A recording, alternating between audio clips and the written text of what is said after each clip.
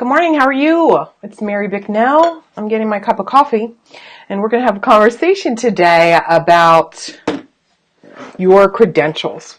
So this is anyone who is interested in figuring out, look, I've got all of these years of experience. I've got all of these initials behind my name. What do I do now if I want to transition into coaching? What do I do now if I want to become a coach? What do I do now if I don't want to do anything with those initials? How can I leverage them? How can I utilize them? How can I make sure that I'm not feeling like years of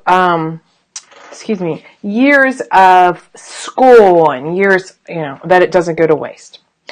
So for those of you who have never met me before, I'm a clinical social worker. I used to practice in psychotherapy, and I've done every kind of job that you can imagine in the social work field. I've done home health. I was a behavioral trainer. I'm a cognitive behaviorist by training, by credentials, right? For over 25 different nursing homes all across Baltimore, and I was the behavioral trainer for the entire staff, in addition to having my caseload with all of my patients. And I was I did home health. I was in the inner city Baltimore, walking up high-rise buildings with pee everywhere to go see, patients who had AIDS, where you wouldn't sit down on the chair because you didn't want to get stuck by a needle. I have had my own private clinical practice. I've worked at Johns Hopkins. I've worked in numerous psychiatric units. Several. I'm wondering, at least 6 different psychiatric units. So I have a variety of background as far as I've worked in a level 5 school, home health, I have a long history. So when I got involved in the coaching industry about 5 or 6 years ago, I guess it's been close to 6 years ago, I didn't know what to do with all of my credentials. I was really proud that I have an AA degree, and I also have a BSW, an MSW, and my clinical license in LCSW. And I was, the truth is that those initials made me feel like I was something. Made me feel as though that external validation for all that work. I'm like, look, it's a lot of work, My graduate degree, my MSW, I was a fellow, Carl Albert Fellow, and fortunately my internship allowed me to get paid, and that was kind of cool. I was the only person. I've worked on a burn unit. Forgot about the burn unit. That was pretty interesting. I worked at the Oklahoma Capitol, doing statistical analysis. I worked in Department of Human Services with, child welfare. It's all coming back. These 25 plus years. This is what I want to say. The difference between what I did historically and what I do today is the same on many levels as far as helping people. And so if you don't know, my business looks like this. I have several legs or revenue streams to my business, and I want to share with you because I want you to really hear your potential. And then I'm going to walk through how you can utilize your own credentials so that you can leverage them and obtain a highly impactful business, very profitable coaching business, and so that you ultimately can create the life that you want. My business is all about helping women create a life that they want. So I am the regret-proof life coach. I have a life coaching business, and I work with women all over the world, helping them get unstuck, help with their thinking, help with their mindset, helping them, get more confident, stand up, show up, do the thing. I also work with mental health and wellness professionals who want to transition or who want to add coaching to their current job, their current practice, or maybe they want to get out of the agency or nonprofit or hospital and create an actual coaching practice for themselves. And I do corporate work. I speak all over the country. I have clients literally all over the globe. And why I'm sharing this with you is because I want you to understand the power that you have becoming a coach. So this is not me bashing therapists or mental health professionals or anything like that. that. We definitely need that. But I don't know about you, but after I was working for years in the industry as a clinician, I was burned out. And if you are watching this and you've ever felt burnt out, put it in the comments, or if you've had the replay, hey, put replay and where you're from. I appreciate you being here. I'm so glad. Welcome, welcome, welcome. I'm here to be an open book for you and answer any questions that you have. So if you've ever felt burnt out, put a burned out so that I know that you know what I experienced. And there was some guilt associated with feeling burnt out or not wanting to help my patients. It wasn't like I ignored them.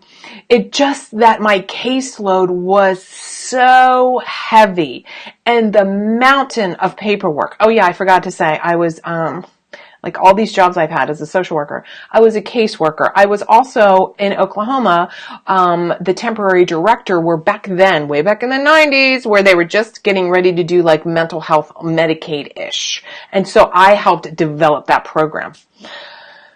I think I need to write all this stuff down. This is back to credentials, right? So when I realized that when I went to school and I decided that I wanted to help people, what happened was it was all around the idea of, hey, if I get my clinical license, I can diagnose people. And that made me feel like there was some inherent power there, right? I had some kind of power. I know that sounds crazy, but also I used that to legitimize myself, to create some kind of status, because I grew up where it was like, don't think too big, don't go for it. Who do you think you are? We don't even think you're going to finish high school. No one in my family has ever had a business. No one in my family has ever had a seven-figure lifestyle. I'm the only one who went to college and have all these degrees. Breaking that chain, breaking that mold. And what the problem with that is I also hid behind things, right? I hid behind men, booze, my titles, where I worked, all of these kind of things. And when I transitioned into coaching, I didn't know what to do with all of that. I didn't know. Because in coaching, they talk a lot about be transparent, share who you are, and all those kind of things. And all I wanted to do was have my mask that I'm a therapist, right? I'm a clinical social worker. And I didn't want to call myself a coach. I didn't want to be in that arena. And so the reality is that was hard to give up because I would lead with that. And so you may be wondering that yourself, how can I lead with my credentials if I don't want to use my credentials anymore? So the other day I asked in one of my private Facebook groups, so if you're not in that, please jump in. I asked just the simple question, what are your credentials? And I had dozens of women just give me all the initials behind their name. Clinical social worker, LFMT, PhD, et cetera, all of these amazing accomplishments. And the reason I asked this question was because the other day, someone asked me, oh, well, what are your credentials? It was in a Facebook ad. So I have this ad running that it shares how to get started in coaching. And someone said, what are your credentials? And I realized that I, at one time, might have just said LCSW. And now I realize my credentials are significantly more. And this is what I want to give to you. I want you to recognize you are more than your, initials or certifications. You are more than those credentials. And when you're building your coaching business, it's important to remember all of you. So let me read you the definition of credentials, because I was like, well, maybe I'm wrong. Maybe it just says, Usually, so noun, credentials, evidence of authority, status, anything that provides a basis for confidence, belief, or credit. So I was using all my degrees as a basis for confidence, belief, and external credit. And what I realized is it doesn't say in there your college degrees. It doesn't say that. Your credentials, it doesn't say the initials behind your name. it says evidence of authority, status, rights, entitlement to privilege. Anything that provides a basis for confidence and belief. And so what I realized is actually my credentials are far more than my AA, my BSW, my MSW, my LCSW, and all the other certifications that I have. It's bigger. My credentials are bigger. And I want to offer to you, your credentials are bigger. And I want to ask you what you are leading with. So let me give you some other things to contemplate about your credentials. Again, let me remind you why this is so valid and really important that you're hearing this. Because I know that if you have all of those initials, and maybe you're even thinking about getting some more. I'm going to go back and get this PhD. I'm going to go get this DSW. I'm going to go get this. I'm going to go get certified for coaching. I want to offer to you that you have everything you need right now to have a successful coaching business. You do not need one more set of initials behind your name. What I want to ask of you is to think about credentials in a different way. Not just all of the proof, right? Given to you by someone else, but also internal credentials. For example, what's your personal, so these are the things I answered to that woman when she's like, what are your credentials? And I know she didn't mean it in a bad way. I know she legitimately, and that's actually the first person in 6 years of coaching that's ever asked me. And I said, do you mean the initials behind my name? Do you mean my degrees? Do you mean all my certifications? Do you mean the thousands of women I've helped through the years? Do you mean the income that I have? Do you mean the time freedom that I've allowed myself? Do you mean all of my various programs that I've created? All my blog posts? All my videos? Like, what do you mean by my credentials? See, the shift that happened for me in coaching is realizing that my initials or my tools, cognitive behavioral, I don't know EMDR, but brain spotting, EMDR, like all of the therapeutic modalities, all of those things are just tools. They don't define me. Just like your credentials, even though they're behind you, they don't define you. You bring not only those credentials, but your personal history to the table. Your stories. Your experience helping people. Yes, the tools that you might have used, but maybe you've used them for yourself. Let me give you a couple examples of this. As a therapist, excuse me, I always have my cup of coffee usually with you. As a therapist, I was very, we have a distance, right? I will tell you how to get better and heal or whatever. I mean, I am exaggerating for points here, right? In coaching, we are co-creating. I'm not elevated above my clients just because I have more experience at this point. I have more experience in doing this. Some of my clients have way more experience in a lot of other areas that I do. Like way more. I can't even speak to what they can speak about. I don't need to. What I do is I help them recognize what's within, what they've used, what they're capable of. And I know some of you are new and you might be like, oh my God, I don't even have my degree, or I'm just getting ready to sit for my clinical license. It doesn't matter. You have helped someone. Let me give you a couple coaching examples so that you can see yourself in this.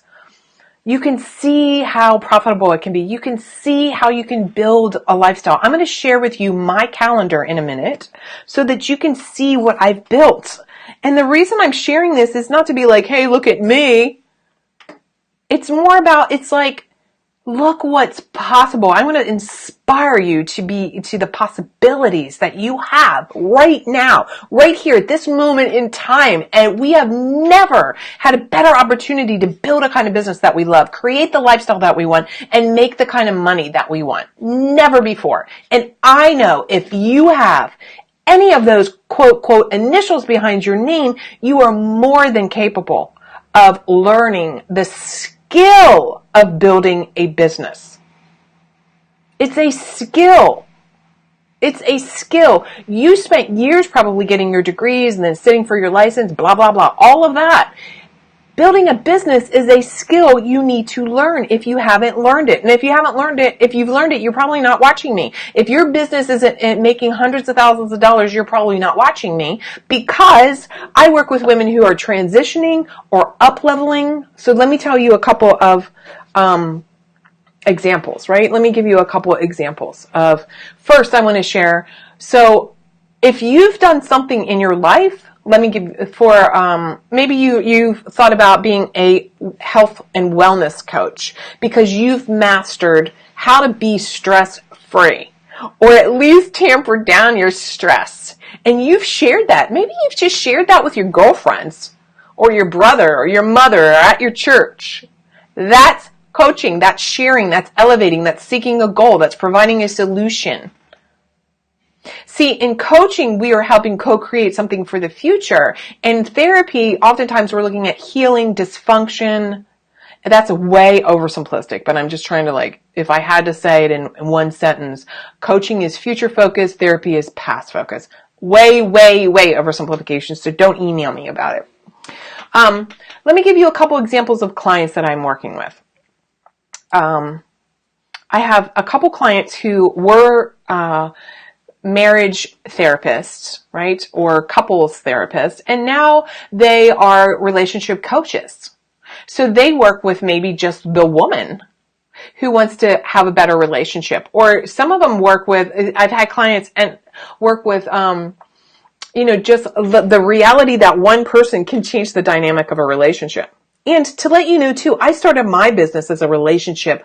I was the relationship tour guide because I didn't want to use the word coach. And so my point to you is that you have this opportunity to look at yourself and your thinking and judgment around the word coach and wonder whether or not you have attached to coaching, the coaching industry, some kind of deficit, some kind of well, you have all your degrees and now you're going to go and be a coach, and somehow that's less than. I want to challenge that thinking for you. I want to challenge that coaching is one of the fastest, number 2, 3-ish growing industries right now. Now is your time to use your credentials, which is, again, your years of experience, your tools, your helping people, your personal history, your stories. All of these are what will make you a fantastic coach. And the fact that you're here, you're also listening. You're a great listener, right? Therapists, we're wellness practitioners, we're great at listening. We're great at not judging people. Part of this judgment too is you're well, where am I going to find people? People are everywhere. When I work with my clients, and even in my coaching programs, right now I'm running one called Transition to Coaching, the foundations. 3 core foundations that you need for your business. Next that's coming out is a new expanded version of the Big Bold Life and Biz plan for mental health and wellness practitioners who want to coach. That's going to be the next level up on marketing and pricing and packaging and really mastering sales and maybe speaking and all these really amazing ways that you can build your coaching business. So let me give you a little bit of insight. I told you I do life coaching. I'm the regret-proof life coach. I have automated programs that people buy while I'm sleeping. It's phenomenal. I reach women all over the globe. So in other words, I'm not restricted by my state. Now, granted, you can make a ton of money just working at your state. The difference too with coaching is as far as the money. When people work in private practice, a lot of times it's just it's $150. Let's just round numbers. It's $150 an hour, and you're booking each time out. In coaching, you're providing a package, a program. This is the thing I do, and it's going to be 90 days or it's going to be 6 months. See, you get to decide what's helpful for your clients. Insurance isn't deciding it. And people who come in with wanting therapy who are trained historically, because this is a medical model of our time, is that, it's a one-off thing. They're not really thinking about, maybe I'm going to be in therapy for 90 days or 6 months. So in coaching, people pay up front. And so you alleviate that money issue. Major thing. So here's a little bit about my calendar, and I want to share this with you so that you can have this moment. One of the things I like to teach my clients is something called the beneficial brag. And it's kind of tongue-in-cheek bragging because, we're not supposed to brag as women. You're not supposed to say good job to yourself. You're not supposed to be like, oh my God, I made the best roast ever. You're not supposed to say, wow, I really helped this client. You're not supposed to say, I made $50,000 this month. By the way, my highest month to date, income-wise, was nearly $70,000. Now it ranges between $20,000 and $40,000 a month. So I'm building a 7-figure business. Why? Why am I doing that? First of all, I love having a lot of money. Money buys you freedom. If you don't love money and want money in your life, you need to get over that. And that's definitely one of the mindset things that I work with women. So people are like, well, I'm not greedy. I'm not talking about greedy. I'm talking about wanting to have the kind of life you want and being in a place that you recognize the value of what you offer is transformative. And therefore, your years of experience, your credentials, the tools that is what people are paying for. They're not paying for a 1 hour. I'm just going to sit and talk to my therapist for 1 hour. When people work with me, my rates, they're paying for the years of experience. They're paying for the results that happen. They're investing in themselves through the work that I do. The same with you. I have one woman in one of my coaching programs, and she's a mom, she's a clinician, right? She has a practice, I think, but she doesn't want to do that anymore. And so she is transitioning her coaching business to provide coaching to parents of kids who have mental health disorders, because she has 2 kids with mental health disorders. So she gets it. She's going to be able to talk about that. She's going to be able to really understand. She's going to bring her credentials, which are not those initials. Those help.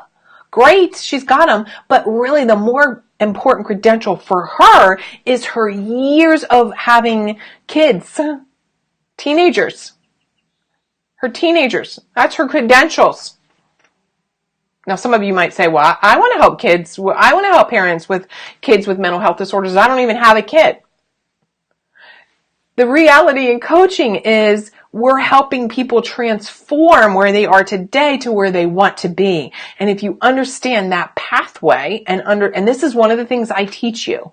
This is definitely one of the things I teach you, how to understand to help people to a pathway to transformation. It's so I want to jump out of my chair here. I'm so grateful for this. My clients are like the best clients in the world and are having amazing results. They are their brains are blown open with possibility. That's what I want for you. So here's my calendar. I coach, hold on to your hats, ready? Don't freak out. 1 to 3 days a month, Thursdays. And I have my coaching calls on Thursdays with my group. The first 3 Thursdays of the month, first, second, and third Thursday. I'm saying this over and over again because I know you might be like, I don't think she said that right. I did. I said it right.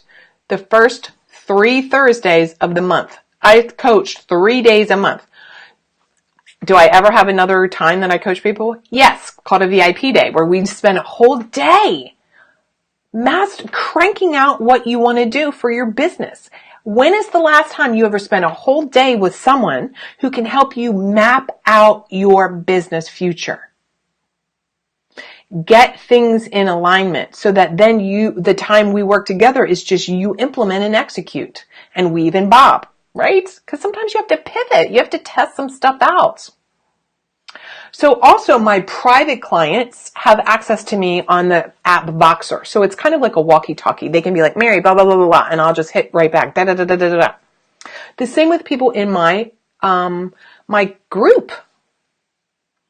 The foundations course that's going on right now is that I'm in there, I'm answering questions. Sometimes they'll ask me a question and I'll just shoot a quick live video for them because I want them to have results. Let's get it done.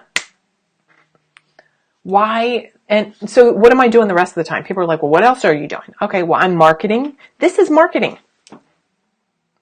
What is marketing? Marketing is showing up and sharing your words of advice, words of wisdom, sharing what the potential is, sharing what I could do if we worked together. It would look like we would sit down, figure out what kind of coaching business that you want. We'd figure out how much money you want to make, figure out when you want to work, figure out what's in your way, figure out, do we need to work privately 4 months or 6 months together, or do you need to try out one of my programs? Right now I have a home study program that you could have access to. Try that out. Get started on your own. Then circle back if you want some private coaching.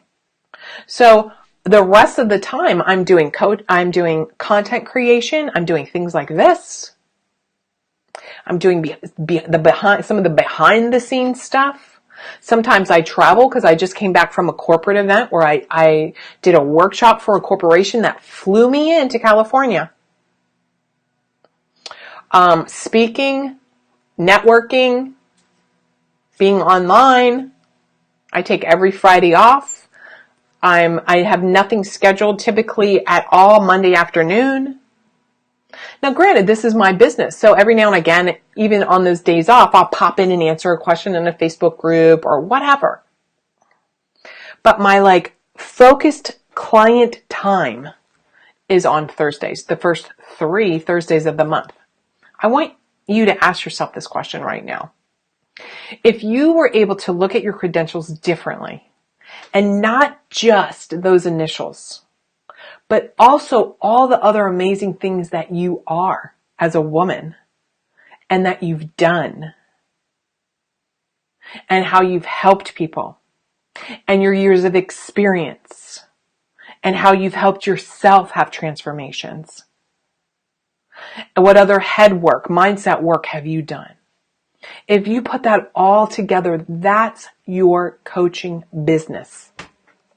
Now, if you've never done any mindset work, you and I need to talk, because that will be the number one thing that you have to work on. You're thinking about this. You're thinking about selling. I don't want to sell. What is selling? I'm selling right now. I'm telling you, this is who I am. This is what I do. Marketing and selling, it's kind of the same thing. You're sharing what you're doing. Woof! This is the other thing too that I love. I want to help you build design your lifestyle and build a business around what you want. Life is short. This is why I've created the Regret Proof Life program, which actually there's going to be an additional module to that. For you, if you want to understand a little bit some of the nuances for coaching, it's a training that you'll be able to look at my life coaching program that is successful and transformative and that I work with clients. I would participate in that if I were you, and then take that additional month-long training so you can learn some of the nuances. You'll be able to do some practicing on, people practicing, and you can't really screw them up, so don't worry. So that you can understand what are some of the top questions. I bet you $50 is that you probably already are doing a lot of coaching and you just don't realize it. So I would love for you, number one, in the comments below, tell me why you want to transition into coaching. Like, why? What's the thing? So number one. Number two, you can see right above my head, if you go to my website right here, there's a thing that says call Mary. You can book a business breakthrough call. It's a free call. We're just going to chat, see if there's anything I can do to help you or support you, what resources I might have. We may or may not work together. I don't know. I don't work with every person that I have these calls with. But what I do know for sure is that you will walk away with a clear understanding on what coaching can do for your life, what kind of income you could have, and what kind of niche or what kind of person or what kind of solution you want to provide for people. That's what we'll talk about in that business breakthrough call. So I hope that this helps you. I know that this helps you look and shift your thinking around your credentials. I would love for you to go back in here and write out your credentials and realize you're just not writing your letters, your initials behind your name. Maybe you're somebody who lost 50 pounds. Maybe you're somebody who, went through the death of a loved one. Maybe you're somebody who has learned how to be more assertive and you want to teach other women how to be more assertive. Maybe you want to do life coaching because you want to help people have a better life. And you've done the work on that. And you recognize how to have a better life. Maybe you want to help women really get in touch with their emotional self because they're disconnected. Maybe you want to help someone have more self-love for themselves, more self-compassion. That's a lot of the work that I do in the Regret Proof Life program. It's significantly powerful. The whole concept about regret proofing your life is recognizing how much power you have to look in your past and be compassionate with the woman who did whatever the hell you did, and recognize you have the control and the power to create that future and make a decision about what you want, so that 1 year from now, tonight, when you go to bed, tomorrow, a week from now, a year from now, 10 years from now, on your deathbed, you're not going to look back because you were consciously deciding, you were constantly showing up in your power of creation. You're a woman. You are designed to create. You are designed to receive. And I want to give you everything that I possibly can. So, love to see you on a call. If you have any questions, write them in here. I totally would get back to you. And take away realizing that your credentials are way more than the letters behind your name. Have a good day.